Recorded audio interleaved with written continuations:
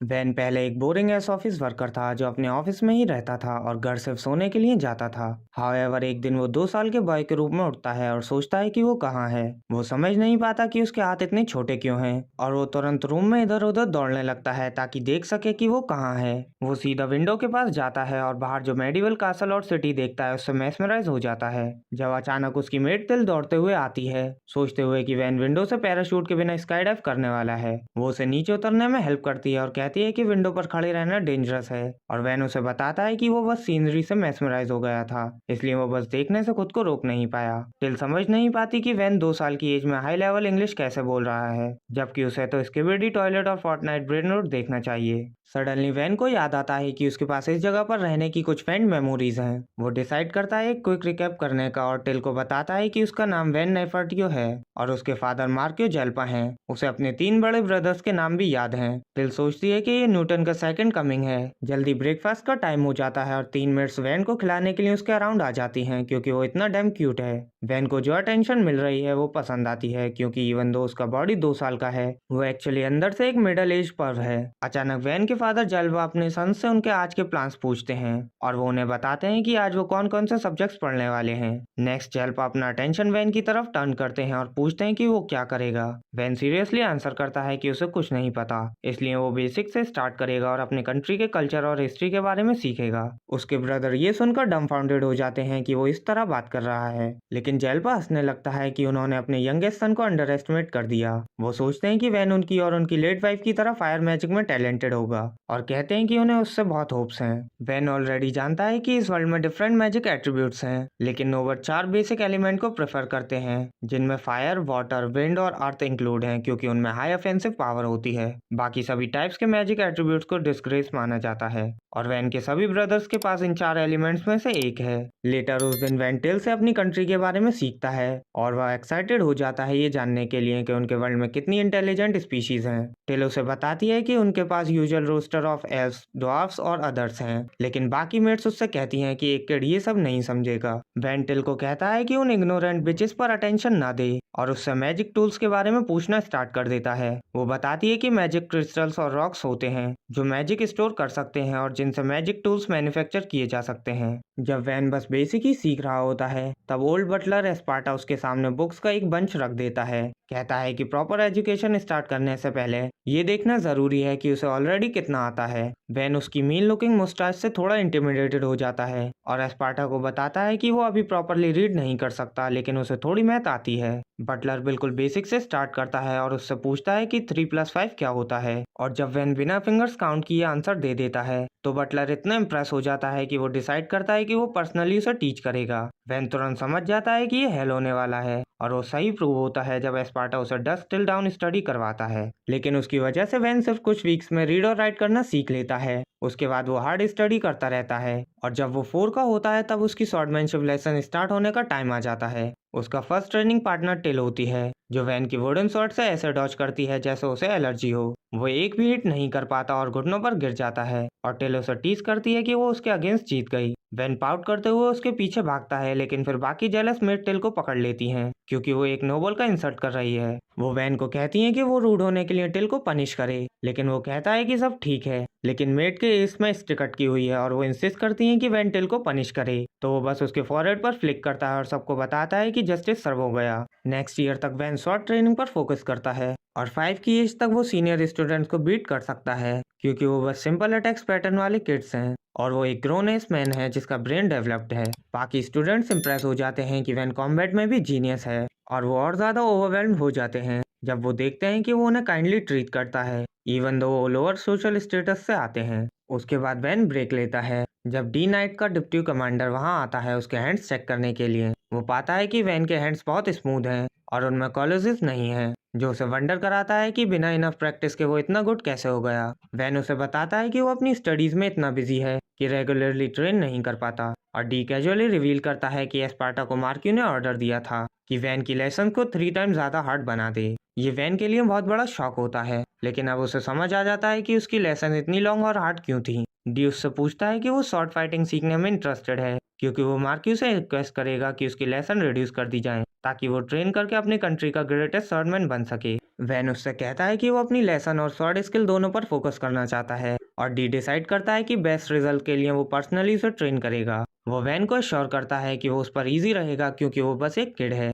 लेकिन ये किसी पॉलिटिशियन के सबसे बड़े झूठ से भी बड़ा झूठ था। डी की लेसन डायबॉलिकली हार्ड होती हैं, लेकिन सबके बावजूद वैन रीइंकार्नेटेड होने के बाद वाली लाइफ एंजॉय करता है। एक और ईयर पास हो जाता है और अब 6 ईयर ओल्ड वैन अपने टेरिटरी में एक जीनियस के रूप में जाना जाता है। हाउएवर वो बर्नआउट हो जाता है क्योंकि उसकी लाइफ सिर्फ बुक्स और शॉर्ट्स के अराउंड रिवॉल्व करती है। तो एक दिन वो टिल को कहता है कि वो बाहर जाना चाहता है। जल्दी वो उसे मार्केट ले जाती है 2 नाइट्स के साथ और वैन डिफरेंट टाइप्स के स्टोर देखकर थ्रिल्ड हो जाता है। वो अपने पीछे एक ग्रैंड बिल्डिंग देखकर क्यूरियस हो जाता है और टिल बताती है कि वो मैरी चैम्बर ऑफ कॉमर्स है, जो एक ह्यूज कंपनी है जिसके ब्रांचेस पूरे कंट्री में हैं। वैन रियलाइज करता है कि ये इस वर्ल्ड का वॉलमार्ट है जब सडनली वो एक आदमी को एक लड़के को घसीटते हुए देखता है जो बहुत फिल्दी और बीटन लग रहा होता है। वो आदमी वैन को कहता है कि वो साइड देख ले क्योंकि ये कोई शो नहीं है और उसके नाइट उस आदमी का स्टूपिड हेड उसके बॉडी से अलग करने के लिए रेडी हो जाते हैं क्योंकि उसने एक नोबल को इंसल्ट किया। वैन उन्हें रोकता है और आदमी से पूछता है कि वो उस लड़के को क्यों घसीट रहा है और वो एरोगेंटली रिप्लाई करता है कि वो अपने सन को स्लेवरी में बेचने जा रहा है और कोई उसे रोक नहीं सकता। ये वैन के लिए सबसे शॉकिंग न्यूज होती है, लेकिन टिल उसे बताती है कि इस वर्ल्ड में पुअर लोग अक्सर अपने चिल्ड्रन को स्लेवरी में बेच देते हैं ताकि थोड़ा एक्स्ट्रा कैश मिल सके।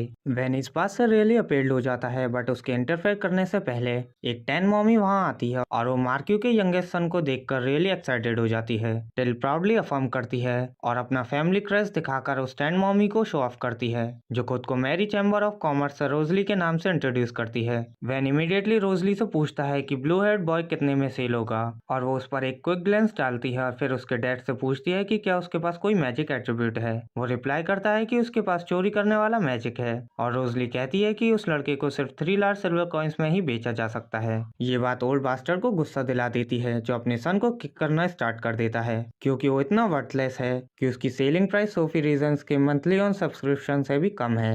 रोजली उसे कहती है कि अपने सन के साथ काइंडर हो, लेकिन वो डिसाइड करता है कि उसे किसी और शॉप पर ले जाकर उसके लिए बेटर प्राइस लेगा। सडनली वैन ऑफर करता है कि वो उस लड़के को 5 लार्ज सिल्वर कॉइन्स में खरीदेगा और बास्टर मजबूरी में वो ऑफर एक्सेप्ट कर लेता है। वैन लड़के को फ्री करता है और उसे उठने में हेल्प करता है, उसका नाम पूछते हुए। लड़का अपना नाम काम बताता है और वैन का हाथ पकड़कर खड़ा हो जाता है। वैन उससे कहता है कि अब वो फ्री है और जहाँ चाहे वहाँ जा सकता है। टिल उससे पूछती है कि जब उसने लड़के को अभी खरीदा है तो वो उसे जाने क्यों दे रहा है। वैन रिप्लाई करता है कि वो बस उसकी हेल्प करना चाहता था। फिर वो जान लेता है कि काम के पास जाने के लिए कोई जगह नहीं है और डिसाइड करता है कि उसे अपने मेंशन ले जाएगा। नाइट्स वैन को बताते हैं कि वो नॉर्मली अननोन ओरिजिन वाले लड़के को मेंशन नहीं ले जा सकता और उसे स्लेव के रूप में ही लेना पड़ेगा, एक मॉडर्न गाय होने के नाते जो स्लेवरी को हेट करता है। वैन को ये सेंटेंस सुनकर हर्ट फील होता है, लेकिन क्योंकि काम को ये ठीक लगता है वो इस आइडिया को फॉलो करने का डिसाइड करता है। रोजली उसे इंटरप्ट करती है और कहती है कि उसे पहले स्लेव कॉन्ट्रैक्ट फाइनलाइज करना पड़ेगा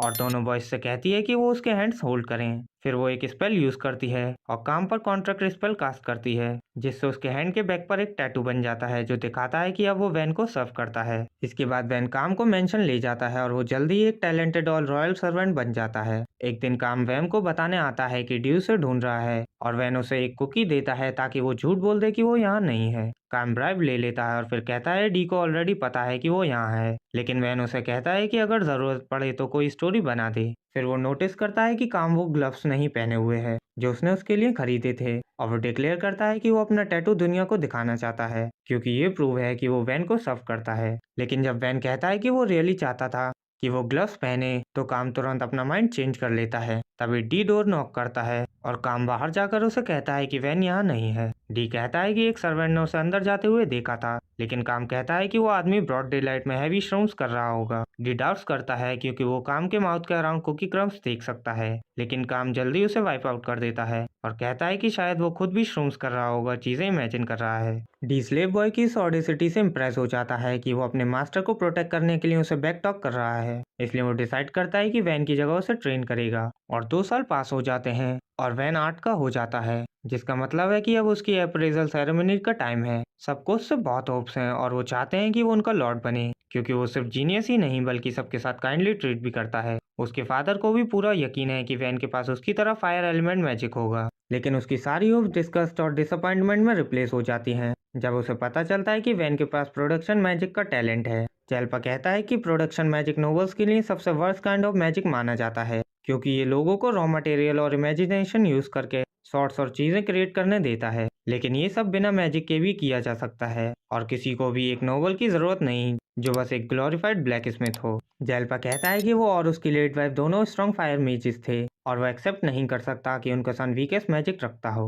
वो अपनी स्वॉर्ड निकालता है और कहता है कि उसे उस रात ही निकाल लेना चाहिए था, लेकिन अब वो अपनी मिस्टेक करेक्ट करेगा। वैन फियर से फ्रीज हो जाता है और उसे समझ नहीं आता कि क्या करे, लेकिन उसके डैड उस पर स्ट्राइक करने से पहले उसका एल्डेस्ट ब्रदर मार्का आगे बढ़कर उसे डिफेंड करता है। वो सजेस्ट करता है कि उनके टेरिटरी में एक रिमोट विलेज है जो अभी तक डेवलप नहीं हुआ और उन्हें वैन को वहां डेवलप करने देना चाहिए। जेल्पा उसे डिटेल में बताने को कहता है और मार्का कहता है कि नेमलेस विलेज में सिर्फ 100 रेसिडेंट्स हैं और उनके पास कुछ भी खास नहीं है। नॉर्थ में माउंटेन्स में स्ट्रॉन्ग मॉन्स्टर हैं और उनके बिल्कुल पास एक और नोबल का डोमेन है। ऊपर से उनका राइवल किंगडम येलेंटा विलेज के जस्ट बियॉन्ड है और वो वहाँ सिर्फ कुछ मिलिट्री ट्रेनिंग एक्सरसाइज ही करते हैं। जेल्पा भी इस प्लान से एग्री हो जाता है क्योंकि nameless village recently acquired territory है और अभी तक वो उनके फैमिली के लिए लॉयल नहीं हुए हैं, जो वहाँ एक फैमिली मेंबर भेजने को एक ग्रेट डिसीजन बना देता है। वो मार्का को प्रेस करता है कि उसने उसके फैमिली के डिस्ग्रेस का एक यूज ढूंढ लिया और वैन को कहता है कि वो जितनी जल्दी हो सके विलेज के लिए लीव करे। जब सब लोग चले जाते हैं, मार्का वैन से अपोलोजाइज करता है कि उसने इसे इतनी हार्श जगह पर भेजने का प्रपोजल दिया, लेकिन वो नहीं चाहता था कि वो उनके फादर के हाथ से मर जाए। वैन उसका थैंक्स करता है उसकी लाइफ बचाने के लिए और मार्का प्रॉमिस करता है कि वो विलेज में कंफर्टेबल लाइफ जीने में उसकी जितनी हो सके हेल्प करेगा। जल्दी वैन अपना स्टफ पैक करना स्टार्ट करता है और टिल मार्की पर फ्यूरियस है कि वो उसे इतनी दूर जगह भेज रहा है, लेकिन वो उसे कहता है कि वो इसके लिए एक्चुअली एक्साइटेड है क्योंकि वहाँ उसके पास बहुत फ्री टाइम होगा। जब उसका लगेज कैरेज में लोड हो रहा होता है, वैन सोचता है कि उसके डैड ने उसे कोई नाइट्स ले जाने नहीं दिए और मार्का को उसकी सिक्योरिटी के लिए एडवेंचर्स हायर करने पड़े। ऊपर से शुरू में उसे सिर्फ काम को साथ ले जाने की परमिशन मिली थी, लेकिन उसके ब्रदर की इंटरवेंशन की वजह से अब टिल भी उसके साथ आ रही है। सडनली डी वहां आता है और वैन को बताता है कि वो उसके साथ आ रहा है ताकि उसकी ट्रेनिंग कंप्लीट हो सके। वैन ये बिल्कुल नहीं चाहता और कहता है कि उसके फादर ने नाइट्स को उसके साथ जाने से फॉरवर्ड किया है। डी रिप्लाई करता है कि उसे इस बारे में कोई न्यूज़ नहीं मिली और वो अपने साथ 2 नाइट्स भी ले आता है। और ये सब नहीं है क्योंकि एस्पार्टा भी वहाँ आता है और वैन को बताता है कि उसने भी इस मेंशन से अर्ली रिटायरमेंट ले ली है और वो उसके साथ आकर उसे पढ़ाना कंटिन्यू करेगा। जब कैरेज मूव करना स्टार्ट करती है, वैन थोड़ा डिसअपॉइंटेड फील करता है कि वो अभी फैमिली रेसिपी यूज नहीं कर सकता क्योंकि उसके डैड उसे सीक्रेटली भेजना चाहते हैं। लेकिन पूरी सिटी उसे फेयरवेल देने के लिए गैदर हो जाती है क्योंकि नाइट्स ह्यूज बैनर लेकर चल रहे हैं जिसमें लिखा है कि वैन जा रहा है। वैन ये देखकर पैनिक हो जाता है और पूछता है कि वो क्या कर रहे हैं और नाइट्स उसे बताते हैं कि वो बस डी के ऑर्डर फॉलो कर रहे हैं और जब तक वो खुद ना कहे तब तक बैनर नहीं उतार सकते, लेकिन वो अभी सो रहा है। इसके साथ पूरी सिटी वैन को गुड बाय कहती है और वो प्रॉमिस करता है कि वो एक दिन वापस जरूर आएगा। लेटर वैन अपने हाथ में एक स्मॉल ट्विग लेता है और अपनी प्रोडक्शन मैजिक यूज करके उसे स्वॉर्ड में टर्न कर देता है, जिसके लिए वुड को मेटल में चेंज करने के लिए किसी स्वॉर्ड का न्यूक्लियर रिएक्शन चाहिए होता है। बट मुझे क्या पता, काम और टिल इससे इम्प्रेस हो जाते हैं और वैन कहता है कि वो बस देखना चाहता है कि क्या उसके मैजिक को यूज करने का कोई अच्छा तरीका है जिसे यूजलेस कहा जाता है। टिल फिर उसे बताती है कि अब वो विलेज के पास हैं और वैन उसे देखने के लिए एक्साइटेड हो जाता है। वो काम से कहता है कि अगर उसे विलेज की लाइफ पसंद ना आए तो वो हमेशा मेंशन वापस जा सकता है। वो स्लेव कॉन्ट्रैक्ट को नलीफाई करने के लिए रेडी है और काम को एश्योर करता है कि वो मार्का को सर्व कर सकता है जो उसे अच्छा ट्रीट करेगा। काम तुरंत रिफ्यूज कर देता है, कहते हुए कि वो ऑलरेडी वैन को सर्व करने की कसम खा चुका है और वो एंड तक उसके साथ रहेगा। वैन इस बात से थोड़ा टेकन बैक हो जाता है क्योंकि ये किसी प्रपोजल जैसा लगता है जो उसे अपनी पास्ट लाइफ में कभी नहीं मिला। सडनली कैरेज रैटल करती हैं और स्टॉप हो जाती हैं और वैन विंडो ओपन करता है ताकि पता चल सके कि क्या हो रहा है। एक नाइट उसे बताता है कि आगे ट्रबल है क्योंकि विलेज पर कुछ बैंडिट्स अटैक कर रहे हैं। वैन इमीडिएटली मीटिंग कॉल करता है और डी उसे बताता है कि बैंडिट फाइटिंग के आदत वाले हैं, इसलिए विलेजर्स उनके अगेंस्ट चांस नहीं रखते। उनकी नंबर अराउंड 50 है और although thick wooden walls bandit को आगे बढ़ने से रोक रही है, वो एरोज यूज करके उसके पार विलेजर्स पर अटैक कर रहे हैं। डी वैन को बताता है कि उन्हें बैंडिट से फाइट करना चाहिए क्योंकि अगर सब मिलकर काम करें तो उन्हें ड्राइव ऑफ कर सकते हैं, लेकिन एडवेंचर्स के लीडर और तो कॉर्पोरेट करने से रिफ्यूज कर देता है। वो कहता है कि उसका मिशन सिर्फ वैन को गार्ड करना है जब तक वो विलेज नहीं पहुंच जाता और वो अपने मैन को ऐसी बैटल में रश नहीं करने देगा जहां वो डिसएडवांटेज में हो। डी आर्ग्यू करता है कि विलेजर्स पहले सिटीजन्स होंगे जो वैन के रूल के अंडर आएंगे और उन्हें डिफेंड करने के लिए फाइट करना चाहिए और तो उससे कहता है कि ये आइडियल्स उस जैसे नाइट के लिए ठीक हैं, लेकिन वो और उसके मैन एडवेंचर्स हैं, इसलिए नाइट लॉजिक उस पर अप्लाई नहीं करता। डी के पास इसका कोई काउंटर नहीं होता, तो वो आर्थो से कहता है कि वो वैन को प्रोटेक्ट करे जब तक वो और नाइट्स बैंडिट से फाइट करते हैं। वो जानता है कि इस प्रोसेस में वो मर भी सकता है और एडवेंचर से कहता है कि जरूरत पड़े तो वैन को लेकर सिटी वापस भाग जाए। लेकिन स्पार्टा इस ऑब्वियसली स्टूपिड प्लान पर ऑब्जेक्शन करता है। वो सबको बताता है कि वो शायद एक ऑर्डिनरी सर्वेंट लगता हो, लेकिन एक्चुअली वो एक एलिमेंटल मेज है और वो बैटल जीतने में हेल्प करेगा। सबको इस बात पर बिलीव करना मुश्किल लगता है, लेकिन स्पार्टा डिक्लेयर करता है कि वो एक वॉल क्रिएट करेगा और एडवेंचर्स उसके पीछे से रेंज अटैक फायर करें। इससे बैंडेज डिस्ट्रैक्ट होंगे और डी और नाइट सेम टाइम पर उन्हें फ्लैंक करेंगे। स्पार्टा सोचता है कि जब बैंडेज पर हर साइड से अटैक होगा तो वो फ्ली कर जाएंगे। वैन उससे पूछता है कि क्या वो पीछे रुककर फाइट करने का प्लान बना रहा है और ओल्ड बटलर अफर्म करता है,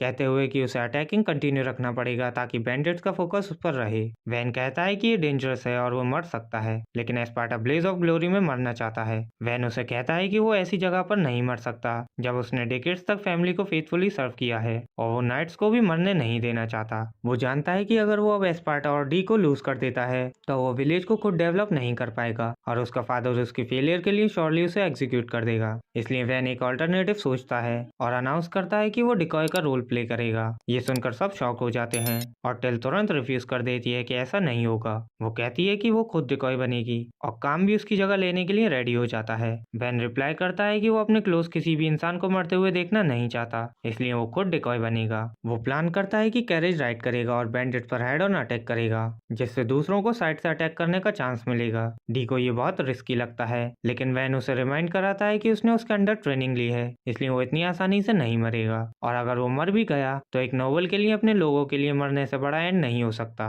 वो अपनी शॉट ड्रॉ करता है और डी को कहता है कि अगर वो पेरिश हो जाए तो उसकी बॉडी वहीं छोड़ दें, क्योंकि वो नहीं चाहता कि उसकी डेथ से उसकी फैमिली का नाम स्टेन हो। वैन के वर्ड्स औरतों को मूव कर देते हैं, जो रिकॉल करता है कि जब उसने नोबल सन को गार्ड करने का जॉब लिया था तो वो खुश नहीं था, क्योंकि वो सोचता है कि सब एरोगेंट एसोल होते हैं। लेकिन जब वैन उसे ग्रीट करने आया और उसकी कूल और बैडेस्ट लुक की प्रेस की तो उसकी ओपिनियन थोड़ी चेंज हो गई। अब जब वो वैन को अपने लोगों के लिए अपनी लाइफ रिस्क करते हुए देखता है तो वो कावड़ न बनने का डिसाइड करता है और अनाउंस करता है कि वो उसके साथ फाइट करेगा। वैन उससे कहता है कि उसके पेरोल से ऊपर है, लेकिन और तो रिप्लाई करता है कि अगर वो अपनी प्रेजेंस में एक लड़के को लाइफ रिस्क करने दे तो वो कूल और बैडेस्ट नहीं रह सकता। उसके फ्रेंड्स भी उससे एग्री करते हैं और फिर डी भी आगे बढ़ता है, कहते हुए कि जब तक वो जिंदा है तब तक वो अपने लॉर्ड को लाइफ रिस्क करने नहीं दे सकता। स्पार्टा भी उससे एग्री करता है, कहते हुए कि अगर वैन सोचता है कि लाइफ रिस्क करना गुड स्ट्रेटेजी है तो उसे फिर से बिगनिंग से पढ़ाना पड़ेगा। वो तुरंत एक नया प्लान बनाता है और सेकंड में एक अर्तन वॉल क्रिएट करता है और नाइट्स और एडवेंचर्स को कहता है कि बैंडिट्स को दोनों साइड से फ्लैंक करें। और तो और उसका हैवी वेट फ्रेंड एक साइड से रश करते हैं, जबकि डी और उसके मैन दूसरी साइड से रश करते हैं।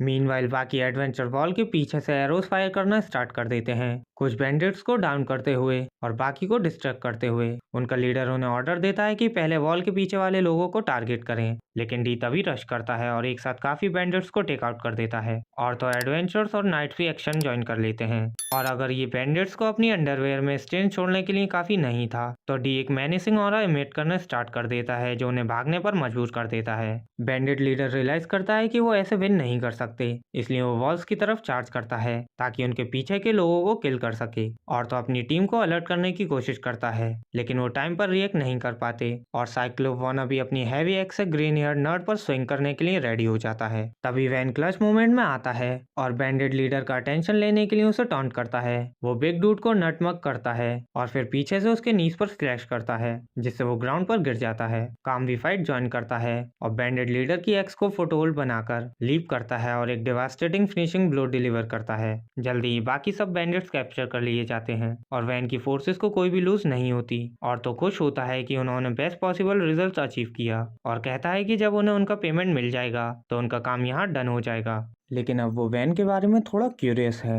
वो उसमें ग्रेट पोटेंशियल देखता है और अपनी टीम से पूछता है कि क्या वो यहाँ रुक कर देखना चाहते हैं कि वो इस नेमलेस विलेज का क्या बना सकता है। उनमें से हाफ उसे कहते हैं कि विलेज में उनके लिए इनफ मनी नहीं है, बट उसकी कोर टीम यहीं रुक जाती है क्योंकि उन्होंने भी वैन को एक्शन में देखा है और वो भी बिलीव करते हैं कि वो ऑर्डिनरी बॉय नहीं है। वो उसमें इन्वेस्ट करना चाहते हैं क्योंकि वो सर्टेन है कि वो समडे बड़ा करेगा और फिर वो सारे लॉयल्टी पॉइंट कैश इन कर सकते हैं।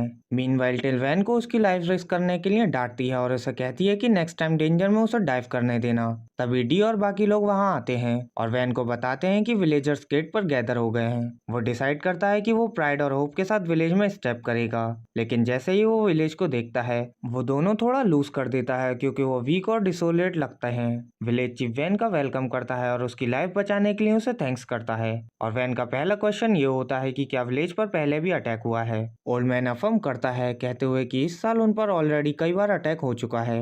वैन उसका रीजन पूछता है और चीफ रिप्लाई करता है कि पहले विलेज किसी और टेरिटरी का पार्ट था और नाइट्स रेगुलरली पेट्रोल करते थे। जब से वो फायर फैमिली का पार्ट बने हैं तब से कोई उनका ख्याल रखने नहीं आया। वैन इसके लिए अपोलोजाइज करता है और कहता है कि उसका फादर अभी स्मॉल विलेज की वैल्यू रिकॉग्नाइज नहीं करता। ये विलेजर्स को पिस ऑफ कर देता है और ओल्ड चीफ पूछता है कि क्या नोबल सोचते हैं कि स्मॉल विलेज प्रोटेक्ट करने लायक नहीं होते क्योंकि वो ज्यादा टैक्स पे नहीं करते। वैन उसे कहता है कि किसी को ब्लेम करना पॉइंटलेस है और इससे विलेजर्स और भी ज्यादा एंग्री हो जाते हैं। वो कहते हैं कि कोई नोबल कभी नहीं समझ सकता कि वो क्या फेस करते हैं, लेकिन वैन कहता है कि वो विलेज के फ्यूचर के बारे में बात कर रहे हैं और उसका एंगर यहाँ अननेसेसरी है। वो कहता है कि विलेज की कंडीशन के लिए नोबल रेस्पॉन्सिबल्स हैं, लेकिन किंगडम के फाउंडर के लिखे लॉज में रीजंस हैं। वो कहता है कि लॉ को ब्लेम करने से कुछ चेंज नहीं होगा और उन्हें विलेज को प्रोटेक्ट करने के लिए कुछ और करना पड़ेगा। पहला वे ये है कि वो कुछ इतना वैल्यूएबल प्रोड्यूस करें कि किंगडम उन्हें इग्नोर ना कर सके। दूसरा वे ये है कि वो इनफ मनी अर्न करें ताकि मर्सनरीज हायर करके खुद को प्रोटेक्ट कर सकें। और फाइनल वे ये है कि वो विलेज पर काम करें और उसे बेटर बनाएं। एक विलेज बैडी उसे कहती है कि उन्होंने ये भी आइडिया सोचा था लेकिन उनके पास कुछ भी नहीं है। वैन उसे कहता है कि अब चीजें डिफरेंट हैं क्योंकि उनके पास एक नया लॉर्ड है और वो विलेज को डिफेंड करने के लिए सब कुछ करेगा। वेल विलेजर उस पर ट्रस्ट नहीं करते क्योंकि वो एक किड है, लेकिन जब एस्पार्टा और डी आगे बढ़ते हैं और खुद को फॉर्मर हेड बटलर और नाइट ऑर्डर के वाइस कमांडर के रूप में इंट्रोड्यूस करते हैं तो विलेजर सडनली कॉन्फिडेंट हो जाते हैं कि उनका विलेज राइट हैंड्स में है। चीफ वैन से पूछता है कि क्या उसके पास पावरफुल एलिमेंटल मैजिक है और वो इमीडिएटली क्लियर कर देता है कि बेस्ट जो वो कर सकता है वो प्रोडक्शन मैजिक है, इसलिए उन्हें उससे कॉम्बैट स्ट्रेंथ एक्सपेक्ट नहीं करनी चाहिए। विलेजर्स ओपनली सल्ट करना स्टार्ट कर देते हैं और वैन के ईगो को हिट लगता है। तभी एक विलेजर उससे पूछता है कि टैक्सेस का क्या करें क्योंकि करंटली उन्हें अपनी इनकम का 30% पे करना मुश्किल लगता है। वैन डिसाइड करता है कि जब तक विलेज स्टेबल नहीं हो जाता तब तक वो इसे 10% तक कट करेगा और सब विलेजर्स उसे तुरंत पसंद करने लगते हैं। नेक्स्ट वैन कहता है कि उन्हें विलेज के डिफेंस पर काम करना होगा और एस्पार्टा से पूछता है कि जो अर्थ वॉल वो क्रिएट करता है क्या वो लॉन्ग लास्टिंग है। बटलर रिप्लाई करता है कि वो सिर्फ थोड़ा टाइम तक रहती है जब तक माना रन आउट नहीं हो जाता और फिर वो बस सॉइल का पाइल बन जाती है। वैन डिसाइड करता है कि बाद में एक स्टडी वॉल बनाएगा, लेकिन अभी के लिए एस्पार्टा से कहता है कि वो मैजिक से एक क्रिएट करे। इसी बीच ओल्ड बटलर इमीडिएटली पूरे विलेज के अराउंड ह्यूज वॉल क्रिएट कर देता है और सब लोग उसे देखकर डम्फाउंडेड हो जाते हैं। उसके बाद वैन कहता है कि बैंडिट्स को स्लो डाउन करने के लिए पिटफॉल्स और ट्रैप्स चाहिए और डी उससे कहता है कि ये काम वो उस पर छोड़ दे। फिर वैन विलेजर्स की तरफ मुड़ता है और कहता है कि उन्हें विलेज को रिबिल्ड करने के लिए साथ मिलकर काम करना होगा क्योंकि तब इसे सक्सेसफुल जगह बनाना कोई फार फेच ड्रीम नहीं रहेगा। उसके बाद वैन फॉरेस्ट में जाता है ताकि अपनी प्रोडक्शन मैजिक को फुल्ली टेस्ट कर सके। वो एक स्मॉल वुडन लॉग लेता है और अपनी मैजिक यूज करके उसके हर इंच को फुल्ली फील करता है। फिर वो वुड को बहुत फाइन थ्रेड्स में स्प्लिट करता है और उन्हें एक स्ट्रॉन्ग पैटर्न में वीव करता है, एक सॉलिड प्राइड क्यूब क्रिएट करते हुए। टिल और काम पूछते हैं कि ये क्या है और वैन उन्हें बताता है कि एक नैनो मटेरियल क्यूब है जो बहुत स्ट्रांग है। वो उनमें से कई क्रिएट करता है और जल्दी औरतों और उसके फ्रेंड्स वहां से पास होते हैं। वो आरजीबी क्यूब्स देखकर फ्यूरियस हो जाते हैं और औरतों पूछता है कि क्या वो एक को कट करने का ट्राई कर सकता है। वो एक ब्लॉक हवा में टॉस करता है और फुल स्ट्रेंथ से उस पर स्विंग करता है, लेकिन ब्लॉक एक नियर बाय ट्री से टकरा जाता है और उस पर एक भी स्क्रैच नहीं आता और तो डिसबिलीफ में पड़ जाता है क्योंकि उसका स्ट्राइक स्टोन को कट कर सकता है, लेकिन नैनो मटेरियल क्यूब अभी भी इंटैक्ट है। उसके बाद वैन अपनी मैजिक के साथ और एक्सपेरिमेंट करना स्टार्ट करता है और वेपन्स और चीजें क्रिएट करता रहता है जब तक सनसेट नहीं होने लगता। टिल पूछती है कि क्या वो टायर्ड नहीं है क्योंकि प्रोडक्शन मैजिक बहुत माना कंज्यूम करता है, लेकिन वैन बिल्कुल फाइन फील करता है। वो वंडर करता है कि उसके पास कितना माना है और कैजुअली वुड से एक कटाना क्रिएट कर देता है क्योंकि साइंस और कंजर्वेशन ऑफ एनर्जी और मैटर की परवाह कौन करता है जब तुम्हारे पास मैजिक हो। काम की इस नई टाइप की शॉट देखकर ग्लीम करने लगती हैं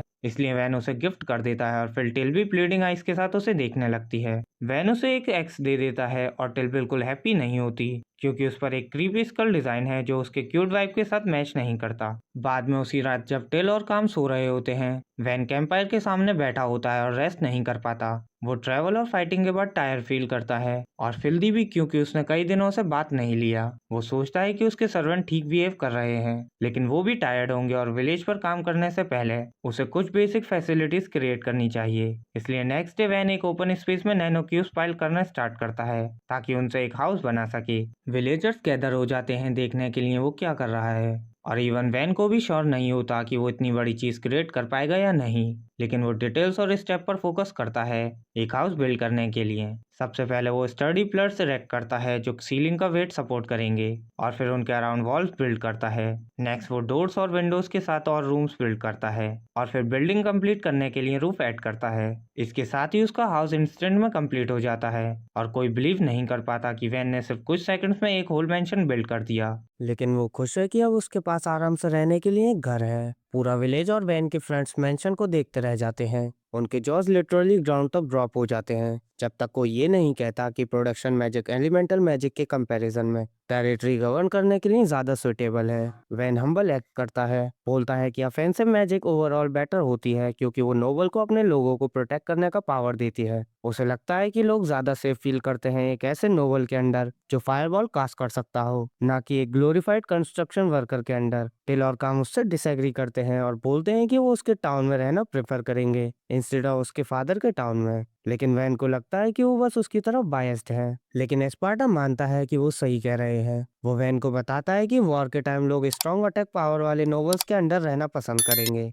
लेकिन पीसफुल टाइम में उसकी एबिलिटी डेवलपमेंट के लिए बेस्ट है। डी और थॉर बाकी लोग भी सेम बात बोलते हैं, और वो वैन को बताते हैं कि ये कितना अनबिलीवेबल है कि उसने एक हाउस हुसैन बोल्ट के 100 मीटर रन से भी फास्ट बना दिया। वैन बोलता है कि अगर लोग उसके लिए वुड ले आए तो वो उनके लिए भी हाउसेज बना सकता है। इस बात पर डी और औरतों दोनों ही फायर्ड अप हो जाते हैं वुड कलेक्ट करने के लिए ताकि सबसे पहले उनका हाउस बन सके। वैसे वो ही सिर्फ नए घर नहीं चाहते। विलेज चीफ भी थोड़ा शर्माते हुए वैन से पूछता है कि अगर वो लंबर ले आए क्या वो उनके लिए भी हाउस बना सकता है। विलेजर्स बताने लगते हैं कि उनके घर ब्रोकन है और रहने लायक नहीं है। वैन रियलाइज करता है कि सबको रेनोवेट करना काफी एग्जॉस्टिंग होगा, लेकिन वो अपने लोगों को डिसअपॉइंट नहीं करना चाहता और सच में उनके घर कभी भी गिर सकते हैं। इसलिए वो एग्री करता है कि अगर वो लोग वुड ले आए तो वो उनके लिए हाउस बनाएगा। सब लोग ये सुनकर बहुत खुश हो जाते हैं। थोड़ी देर बाद वैन एक साथ पूरा रेसिडेंटल ब्लॉक बना देता है और लोग अभी भी उसकी स्किल से शॉक में हैं। वो बोलते हैं कि सिर्फ बड़ा माना पुल होना ही काफी नहीं होता, वैन को प्रॉपर सेटलमेंट लेआउट प्लान करना भी आता है। वैन अपनी आर्किटेक्चर और डिजाइन नॉलेज फ्लेक्स करता है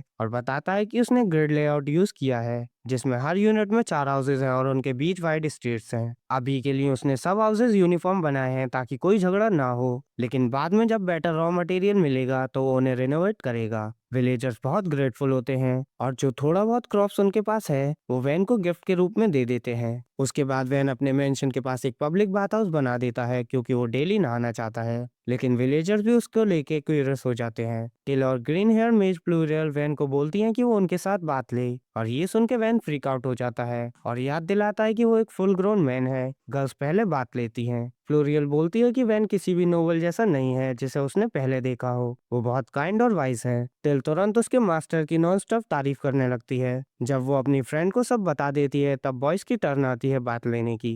वैन और काम सबसे पहले अंदर जाते हैं और वैन नोटिस करता है कि काम रेगुलर ट्रेनिंग की वजह से मसल्स बना रहा है, और तभी डी और नाइट्स भी बाथ हाउस में आ जाते हैं और फिर वो मसल ब्रेंड इडियट पब्लिक बात में अपनी हैवी शॉट स्विंग करने लगते हैं। बात के बाद वैन अपने रूम में रेस्ट करने जाता है और बेड पर गिर जाता है। सोचता है फाइनली इतने एग्जॉस्टिंग दिन के बाद रेस्ट मिलेगा। अगली सुबह वो उठता है और देखता है कि नाइट ने विलेज के अराउंड ट्रेंच डिग कर दिया है ताकि रेडर्स से प्रोटेक्शन मिले। वैन बोलता है कि बेस्ट रिजल्ट के लिए इसमें वाटर फिल करना होगा। उन्हें ड्रिंकिंग, फार्मिंग और बाथ के लिए भी वाटर चाहिए, इसलिए वैन डिसाइड करता है कि नेक्स्ट प्रायोरिटी एक स्टेबल वाटर सोर्स सिक्योर करना है। वो तुरंत एक nearby water body scout करता है और एस्पार्टा उस डायरेक्शन में एक छोटा कैनल बना देता है। डी और बाकी लोग कैनल को वाइडन और लेंथन करते हैं और वैन उनके पीछे अपनी मैजिक से कैनल के वॉल्स और बॉटम को स्टेबलाइज करता है ताकि लीकेज ना हो। वो नोटिस करता है कि डी को हार्ड सॉइल डिग करने में बहुत मजा आ रहा है, और एस्पार्टा बोलता है कि वो अपनी अर्ली 40s में भी काफी एक्टिव है। काम और नाइट्स भी फुल मेहनत कर रहे होते हैं। और वैन सोचता है कि कैनल कंप्लीट होने में कम से कम 1 वीक लगेगा, लेकिन वो डिटरमाइंड है वाटर सोर्स सिक्योर करने के लिए, क्योंकि जब बेसिक फैसिलिटीज आ जाएंगी, मर्चेंट्स आएंगे और सबका स्टैंडर्ड ऑफ लिविंग इम्प्रूव होगा। लेकिन वैन ने अपने वर्कर्स की एंथुजियाज्म को अंडर एस्टिमेट कर लिया और सिर्फ एक दिन के एंड तक वो हाफ डिस्टेंस कवर कर लेते हैं। वैन बोलता है कि वो इनफ है और सबको रुकने को कहता है। डी पूछता है प्रॉब्लम क्या है, क्योंकि वो कंटिन्यू कर सकता है। वैन बोलता है कि सबके पास उस जैसी बिग डी एनर्जी नहीं है और काम और बाकी लोग तो लिटरली थक के हिल रहे हैं जैसे उनकी मॉम का फेवरेट टॉय। डी समझ जाता है कि सब उस जैसे स्ट्रांग नहीं है, तो वो ब्रेक लेने के लिए मान जाता है, चाहे इसके पास अभी भी इनफ स्टेमिना हो कैनल खत्म करने का। कैनल नेक्स्ट डे कंप्लीट हो जाता है और सब लोग रिवर के पास गैदर होते हैं उसकी इनॉग्रेशन के लिए। वैन स्पार्टा को गेट ओपन करने को बोलता है और वो एक स्टोन प्लग तोड़ देता है जिससे वाटर कैनल में फ्लो करने लगता है। सब लोग क्लैप करते हैं जब वो वाटर को स्मूथली फ्लो करते देखते हैं और विलेजर इतना वाटर एक साथ देखकर शॉक्ड हो जाते हैं। जल्दी ही वाटर ट्रंचेस को फिल कर देता है, लेकिन वैन को डर होता है कि रेन के टाइम फ्लडिंग हो सकती है, इसलिए वो डिसाइड करता है कि विलेज के पीछे एक लेक बनाई जाए और एस्पार्टा बोलता है कि वो ड्राई वेदर के लिए रिजर्वियर का काम भी करेगा। थोड़ी ही देर में वैन और उसके फ्रेंड विलेज के पीछे एक लेक बना देते हैं और पूरा विलेज उसे देखने के लिए आ जाता है। सब लोग इतने खुश होते हैं कि कंट्रोल नहीं कर पाते और विलेज चीफ वैन का थैंक्स करता है क्योंकि अब उन्हें वाटर के लिए माइल भर चलना नहीं पड़ेगा। कुछ दिन बाद वैन विलेज वॉल को रीइंफोर्स करता है मड में स्टोन मिक्स करके और अपनी प्रोडक्शन मैजिक से उसे कंक्रीट बना देता है। सबको लगता है कि अब इतनी स्ट्रांग वॉल के बाद बैंडिट्स के अटैक मैटर ही नहीं करेगा, लेकिन वैन अभी भी सेटिस्फाइड नहीं है। वो डिफेंस और स्ट्रांग बनाने के लिए वॉल के ऊपर बलिस्टिक इंस्टॉल करता है और उनके सामने शील्ड्स लगा देता है ताकि वो सेफली एनिमीज पर अटैक कर सके। वैन बोलता है कि ये बेसिक चीजें हैं, लेकिन सब लोग डिसएग्री करते हैं क्योंकि ये बहुत कूल और इम्प्रेसिव लग रहा है। सबको लगता है कि अब कोई भी उनके विलेज से पंगा नहीं लेगा। एस्पार्टा कहता है कि इस जगह को विलेज कहना गलत है क्योंकि ये ऑलरेडी फोर्ट्रेस जैसा लगने लगा है। डी बोलता है कि अगर जेल्पा को पता होता कि वैन इतना कैपेबल है तो वो कभी उसे नहीं बेचता और उसे तुरंत सक्सेसर बना देता। एस्पार्टा डिसएग्री करता है, बोलता है कि जेल्पा कॉम्बैट एबिलिटीज को ज्यादा इंपॉर्टेंस देता है और वो वैन के टैलेंट को कभी फुल्ली अप्रिशिएट नहीं करता। डी आर्ग्यू करता है कि वैन के पास काफी कॉम्बैट स्ट्रेंथ भी है और शायद वो दुनिया के किसी भी इंसान से ज्यादा स्ट्रांग हो सकता है। स्पार्टा आर्ग्यू करता है कि वैन की पावर लोगों को प्रोटेक्ट करने के लिए ग्रेट है, लेकिन वो दूसरे टेरिटरीज कॉन्कर नहीं कर सकता। डी इस बात को पर्सनल इंसल्ट ले लेता है और बोलता है कि वॉर सिर्फ सोल्जर्स के स्वॉर्ड क्लैश करने से ज्यादा होती है। जब वैन देखता है कि दोनों लोग जरूरत से ज्यादा सीरियस हो रहे हैं तो वो उन्हें रुकने को कहता है। वो बोलता है कि टैलेंट और उसके यूज पर आर्ग्यू करना किसी काम का नहीं है और उन्हें जो मिला है उसके साथ बेस्ट कोशिश करनी चाहिए एक बेटर लाइफ जीने के लिए। डी अपनी मिस्टेक समझकर हंसने लगता है और वैन से एग्री करता है, बोलता है कि वो कहीं भी भेजा जाए एक ग्रेट रूलर बनेगा। वो कॉन्फिडेंटली बोलता है कि एक दिन उसका डोमेन उसके फादर के डोमेन को भी राइवल कर सकता है। लेकिन वैन को ज्यादा इंटरेस्ट ब्रेकफास्ट में है क्योंकि उसे बहुत भूख लगी है। वो टिल के बनाए हुए ब्रेकफास्ट को एंजॉय करता है और टिल खुश होती है कि उसे पसंद आया क्योंकि उनके पास इंग्रेडिएंट्स थोड़े कम हैं। वैन को ये बात कंसर्न वाली लगती है और एस्पार्टा उसे बताता है कि विलेज डिफेंस इंप्रूव करना अच्छा है, लेकिन उन्हें इनकम के बारे में भी सोचना पड़ेगा। उनके पास कोई कनेक्शन नहीं है सिवाय उन मर्चेंट्स के जो महीने में एक बार आते हैं। वैन रिप्लाई करता है कि वो फर्नीचर और कल्ट्री का काम हैंडल कर सकता है और विलेजर्स इतनी वेजिटेबल प्रोड्यूस करते हैं कि वो सरवाइव कर सकते हैं, तो सब मैनेज हो जाएगा। एस्पार्टा अपनी मुस्टैच से ऑमलेट का पीस वाइप करते हुए बोलता है कि उनके पास यहाँ सीजनिंग नहीं है और ना ही बेक डिजर्ट्स के इंग्रेडिएंट्स हैं जो वैन को इतने पसंद हैं। ये सुन के वैन शॉक हो जाता है और तुरंत टिल की तरफ देखता है जैसे उसने उसे बिट्रे कर दिया हो। वो डिसाइड करता है कि एक स्पेशल इंडस्ट्री सेटअप करेगा जो विलेज का सारा पैसा दिलाएगी। वो अपनी टीम से तुरंत आइडियाज मांगता है और काम सजेस्ट करता है कि वो नैनो क्यूब सील कर सकते हैं क्योंकि वो रिवोल्यूशनरी मटेरियल हैं। वैन तुरंत इस आइडिया को रिजेक्ट कर देता है क्योंकि सिर्फ वो ही उन्हें यूज कर सकता है। फिर टिल बोलती है कि वो मॉन्स्टर हंट करके मटेरियल्स बेच सकते हैं, लेकिन वैन इस आइडिया को भी रिजेक्ट कर देता है क्योंकि ये काम सिर्फ एडवेंचर्स और नाइट का है। एस्पार्टा कहता है कि इस विलेज में कुछ स्पेशल ढूंढना मुश्किल है, तो वैन डिसाइड करता है कि वो इसके बारे में सीरियसली सोचेगा। उस दिन बाद में वो औरतों के ग्रुप के फैटी से मिलता है जो बोलता है कि उसके सर्वेंट उससे बहुत पसंद करते हैं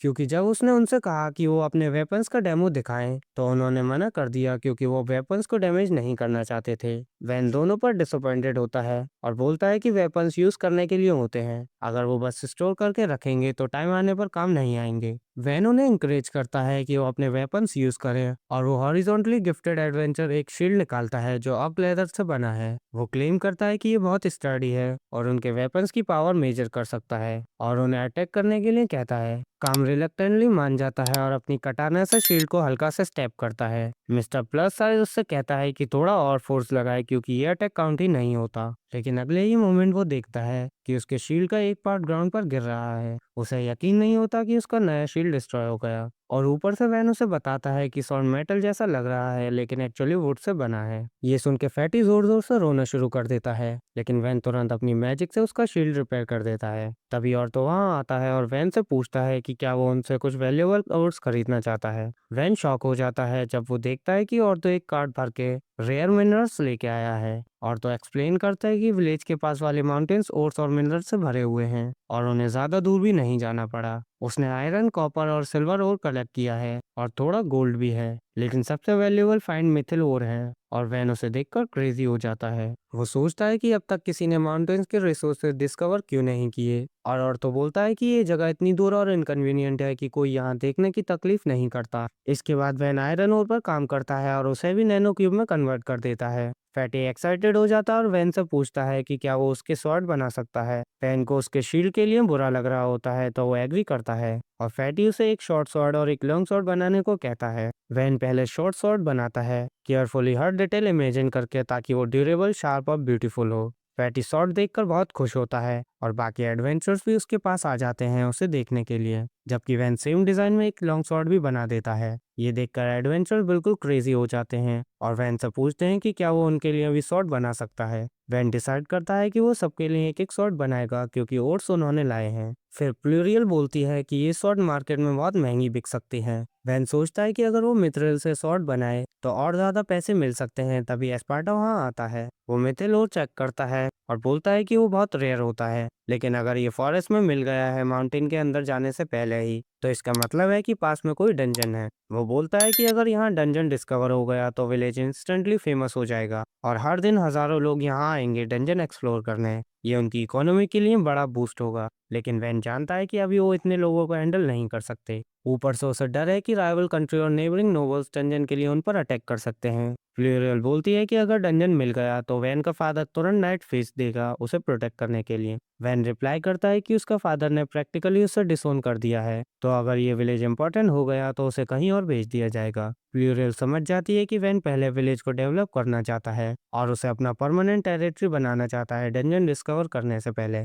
और तो बोलता है कि वो लोग उस एरिया में नहीं जाएंगे जहाँ डंजन हो सकता है। उसके फ्रेंड्स भी एग्री करते हैं और वैन उनका थैंक्स करता है कि वो उससे सीक्रेट रख रहे हैं, इवन दो वो खुद डिस्कवर करके ज्यादा प्रॉफिट कमा सकते थे। कुछ ही देर बाद बैन विलेज को फिर से रिनोवेट करता है बेटर क्वालिटी मटेरियल्स के साथ। और टिल टेंशन लेती है कि वो खुद को ओवरवर्क कर रहा है। तभी एक विलेजर भागते हुए आता है और चिल्लाता है कि आर्मर लेजर मॉन्स्टर का एक पैक विलेज की तरफ आ रहा है। वैन तुरंत सबको वॉल्स के अंदर जाने का ऑर्डर देता है और गेट्स को लॉक कर देता है। विलेजर्स मॉन्स्टर से डरे हुए होते हैं, लेकिन वैन उन्हें बोलता है कि वो उसके साथ मिलकर फाइट करें क्योंकि साथ मिलकर वो किसी भी ऑब्स्टेकल को हरा सकते हैं।